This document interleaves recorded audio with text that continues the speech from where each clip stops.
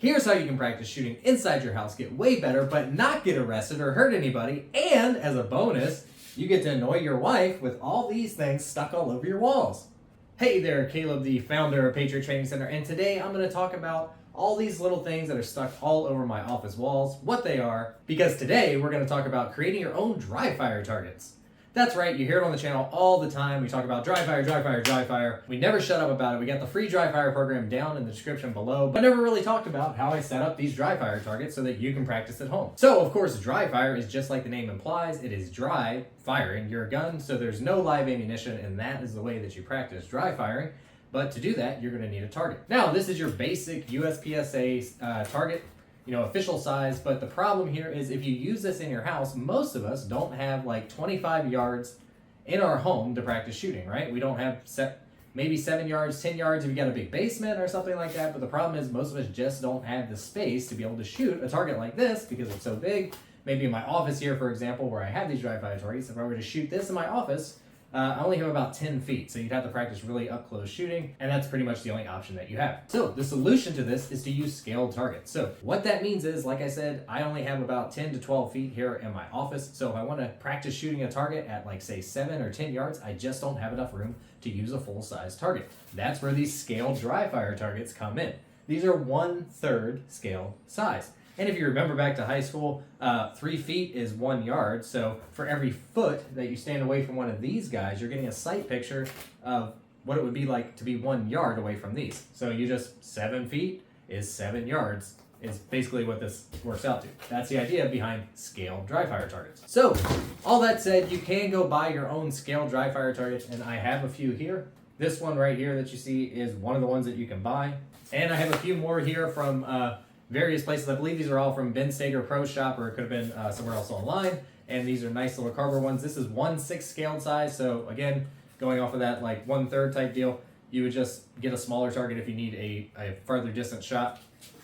These here are vinyl ones that are from Alpha Gorilla Sports, and these work pretty good. They stick on the wall, but you can just stick tape on any of the targets that you want. And these are all perfectly fine. You can buy something like this if you want. The other option is to just go online and type in 1/3 dry fire scale targets. Look for a PDF that you can download, and then you just print them off. And you can just take these and stick them on your wall, which is what I do with a B8 target. And for doing this, you just go look for a printable B8 target, and then you can just print it at 33% scale on your printer at home, and now you have a 1/3 size dry fire target.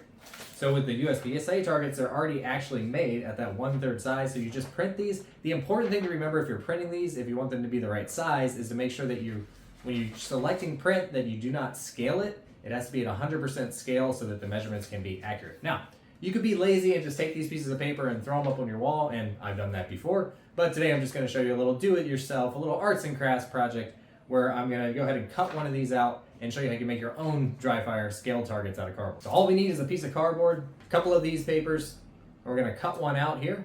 Through the magic of editing, I'll do that right now. So I went ahead and cut this out, so now I'm going to just take a piece of cardboard, which is just some box that I found, and I cut it up, and I'm going to use this to trace what I need. So now that I've got my little piece of paper cut out here, I'm just going to stick it on the piece of cardboard, and I'm going to trace around it, and I'm going to cut it out, just like arts and crafts. Voila!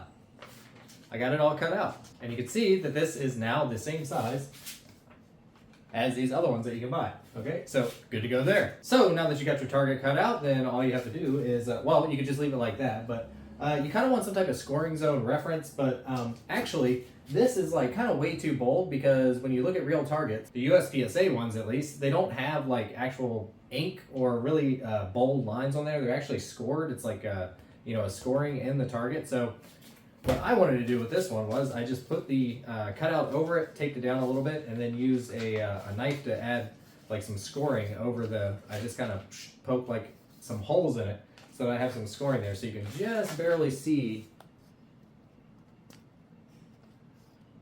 the target zones on the target.